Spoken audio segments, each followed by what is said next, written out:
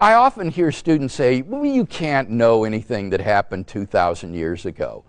And what they fail to understand is that the crucial gap is not the gap between the time of the evidence and today. The crucial gap is the gap between the evidence and the events described by that evidence.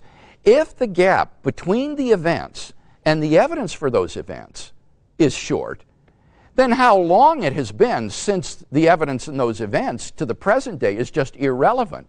Good evidence doesn't become bad evidence simply because of the lapse of time.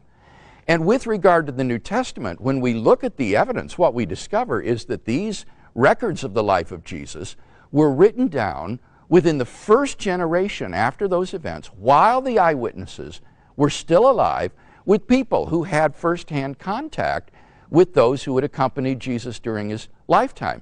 So that we actually have better sources for the life of Jesus of Nazareth than we do for most of the major figures of antiquity. For example, take Alexander the Great, the great Greek conqueror. Our earliest biographies, earliest sources for Alexander the Great, come from Arrian and Plutarch 400 years after Alexander's death.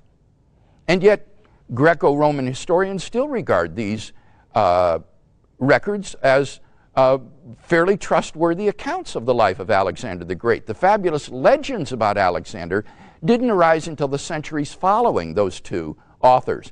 And contrast that to the New Testament, where we have books and records that are written within the first generation after the events while the eyewitnesses are still alive. So I think that we have very good evidence for the life of Jesus of Nazareth, very trustworthy evidence, and how long it has been since that evidence till today is simply irrelevant to the reliability and trustworthiness of that evidence.